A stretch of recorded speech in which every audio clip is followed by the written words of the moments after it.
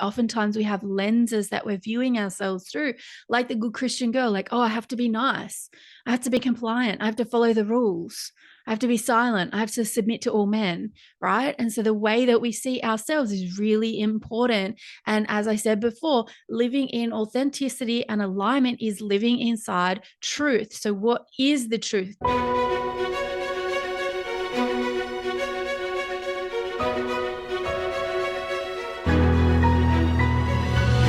You're listening to the Spiritually Unboxed podcast. I'm your host, Leah Samara, spiritual mentor and authenticity strategist for highly driven female leaders.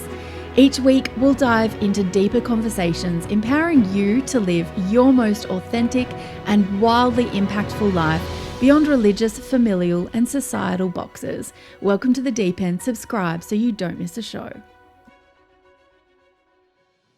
Hello and welcome to this episode all around how to untangle from religion, reclaim wholeness, and live an authentic life. Now, there's a few little announcements I have. Firstly, in between the incredible interviews that I'm doing with some amazing leaders from around the globe, I will be doing these short burst, kind of 10 to 15 minute episodes. We all know Leah likes to talk, so let's face it, it's probably going to end up being 20 minutes.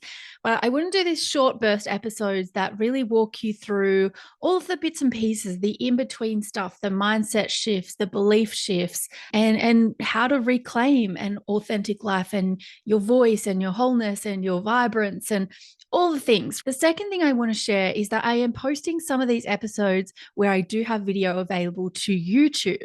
And today is a perfect example because I'm walking you through a specific framework that I have created and developed over the years.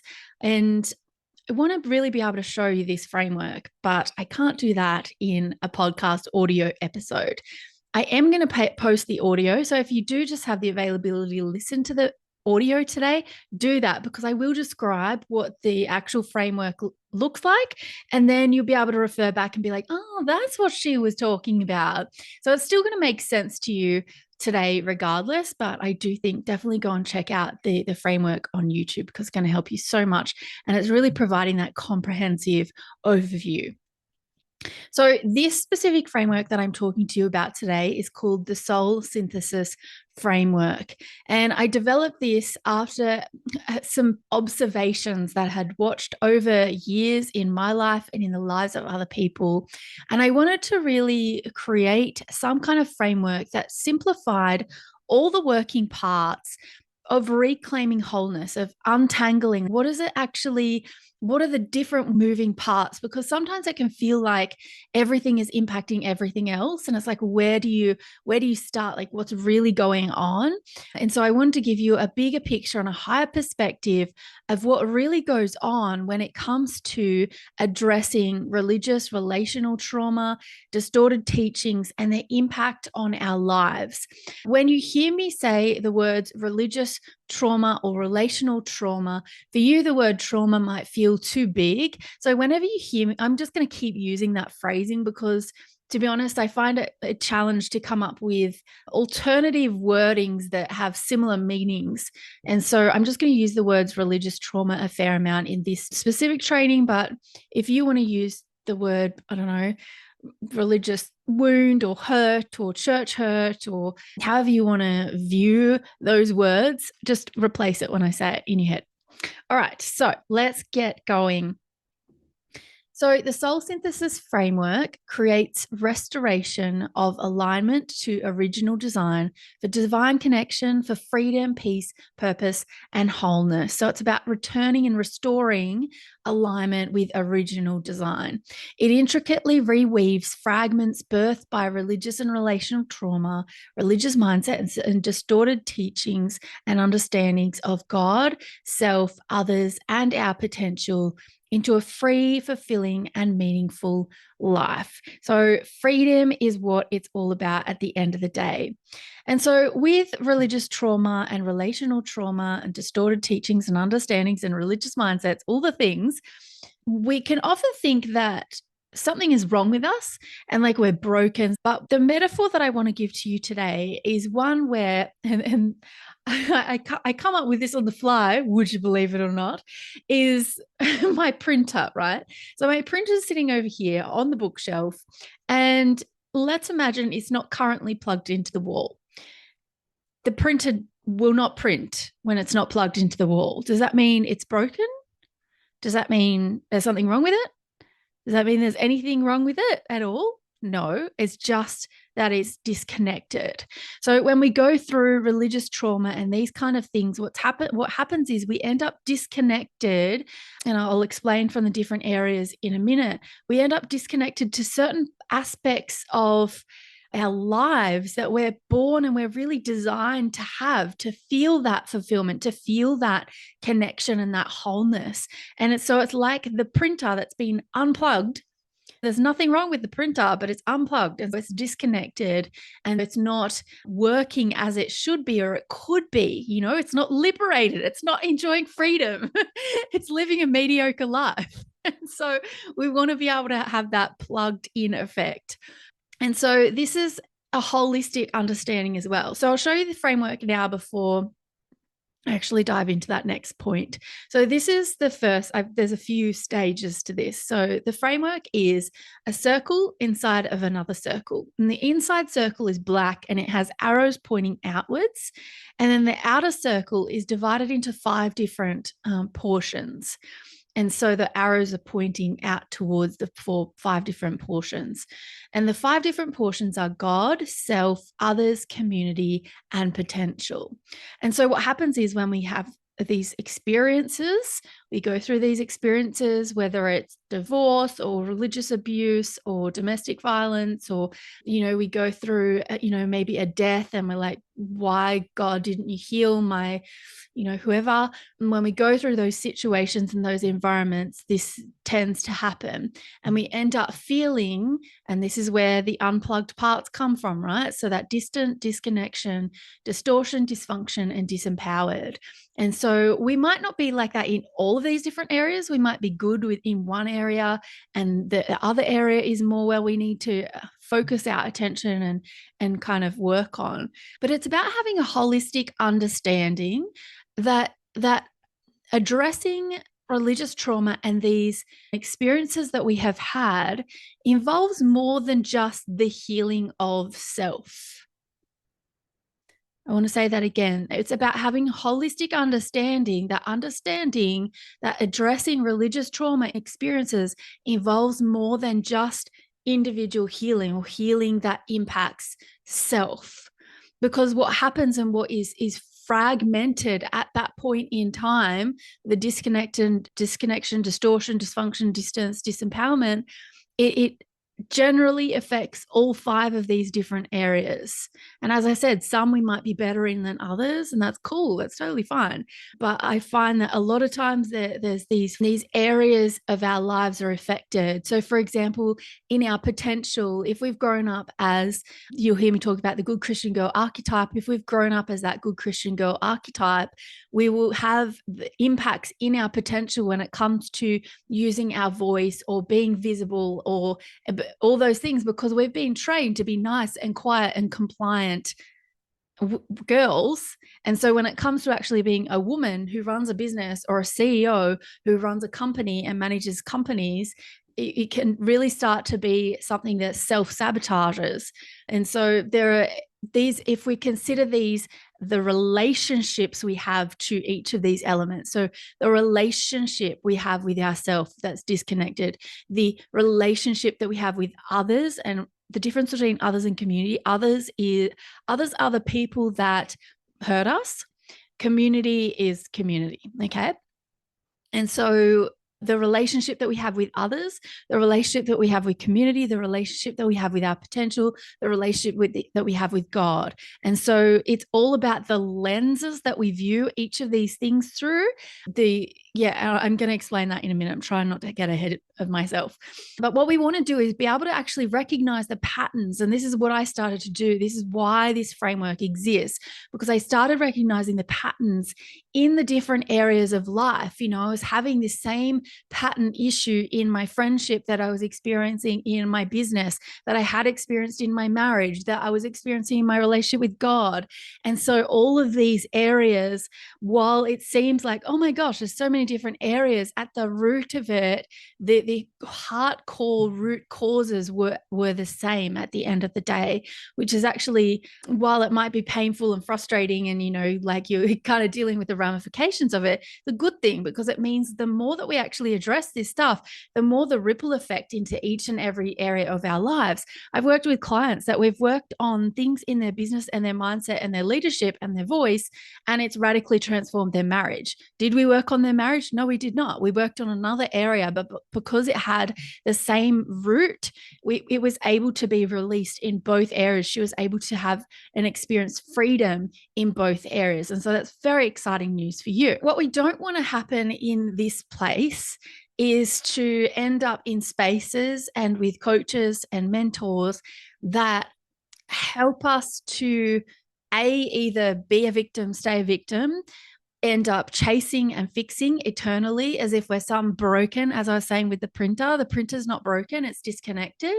And so the printer's not printing, yes, but that's not because it's broken, it's disconnected, right? And so we can end up in these self-development spaces and spiritual spaces where it's like, yeah, you have to constantly fix yourself and chase this form of perfectionism, you know, like I'll be happy when I'm over there. I just need to keep ascending. You hear all this languaging all the time: ascension, purification, and even dissociation from reality as a method of actually moving beyond this and moving into the path of freedom. And so it's really important that you choose your mentors and your coaches and anybody that's giving you advice, consulting. You choose them really wisely, because oftentimes we can be attracted to these environments and these coaches and leaders and guides who actually have experienced the same path and have experienced the same pain as us. And they're really good at describing pain. They're excellent at describing our pain. And so we feel so understood and so seen and so heard and just so connected to these people, because it's like, oh my gosh, they get me. But just because someone gets you doesn't mean that they can guide you to the path of freedom. So often these mentors actually haven't addressed a lot of their own religious backgrounds themselves. They actually haven't gone through this framework that I'm showing you. And there's another couple of slides another couple of iterations that I want to show you. And they haven't done that. And so it's the blind leading the blind. They're operating from their wounds. You feel connected to them because it's wound to wound that you're meeting them. And then they can't give you the tools to freedom. So they give you the tools that they have, which are ascension, purification, perfectionism, chase, fix, try, work harder. And you end up just so exhausted and so burnt out. And so the other frustration on the flip side of this is like, I want to solve this. I have these problems that are coming up in my life. I'm not the sort to kind of sit around and do nothing. So I don't know where to seek help. And so many go to all these different places. They're going to, you know, like marriage counseling, which none of these things in and of themselves are bad. They're going to marriage counseling. They've got a business coach. They've got a mindset coach. They've got health coaching, all the freaking things. And at the end of the day, as I was saying before, so many of these issues are interconnected and they're interwoven. And this, as you can see, even on the screen, if you're watching on YouTube, you can see like all the parts are interwoven. They fit together to make a whole. And so there's a reason why they're so interconnected. And so you often hear me say, you were made for more than this. And this is what I mean. You were made for more than this. You weren't born to have all these kind of fragmentation. You were born to rest, and you were born to be, and you were born to be you. And you don't need to prove yourself anymore. Like, you don't need to be in that place.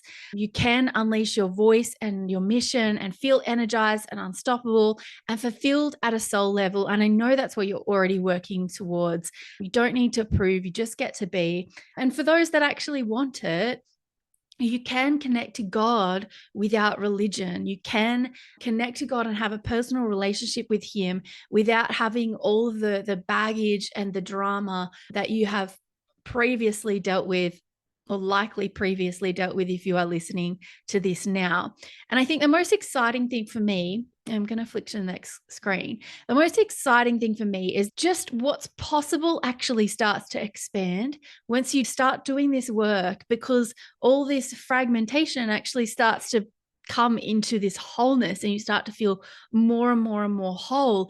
And so the lenses, the religious lenses are falling off, the societal conditioning, the familial conditioning, the lenses start to change, and all of a sudden you can see so much more clearly, and the world opens up to you and expands. And so what's possible for you starts to expand. So something you thought before, maybe was in your 5-year, 10-year plan, we can move that forward to next year because all of a sudden it's possible. So things like that, tweaks like that, are so incredibly powerful, and it gets really exciting. What a time to be alive.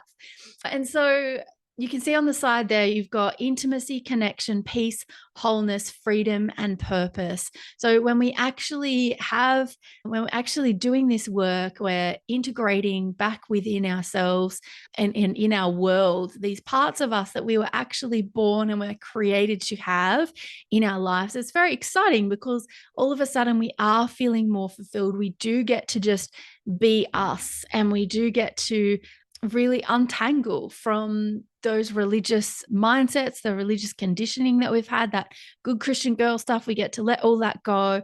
We get to just be, we get to be ourselves, reclaim our wholeness, and really live an authentic life. And authenticity is really living just in alignment with truth, because where there is truth, there is freedom. And so authenticity is living in alignment with what is true. And so you can see with each section, if you're on YouTube, each section I've written a few bullet points underneath each, and I'm going to go through each of them now, especially if you're listening to the audio.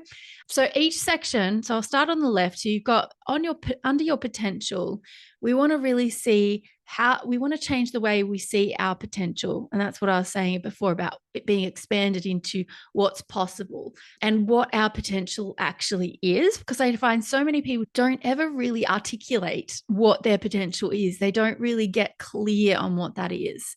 Then we have community, and that's what community is and what community is not, and who we are in community.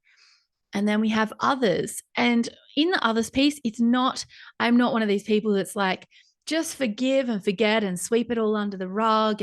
Or I'm not one of those people that's like, you have to apologize to everyone. You have to reconcile with everyone and be in relationship, even with people who've abused you. No, none of that. It's more that you can get to a point where you a place, so many P words, in a place of neutrality. And that's with any area, even if it's with God, if it's like, I don't specifically crave a connection with God, but it would be great to just get rid of all the religious garbage that I've had going on and get to a place of neutrality. That is the first goal. And that's an excellent goal to have. And that's one that I would have talked before about on the podcast.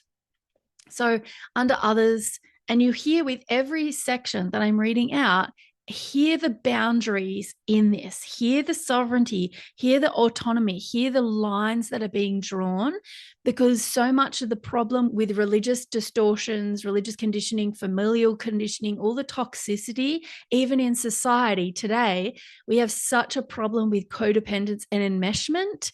And so the opposite of that is boundaries, is understanding who I am not, who others are not, and understanding where the boundaries are drawn and where I get to say, no, that's not me. Oh, yes, that's you. That's your responsibility. That's my responsibility. Can you see it starts to get more clear about who is in charge of what. And then we actually start seeing the world more clearly, because we're seeing ourselves more clearly. We're seeing others more clearly. We're seeing God more clearly. We're seeing our potential and community more clearly.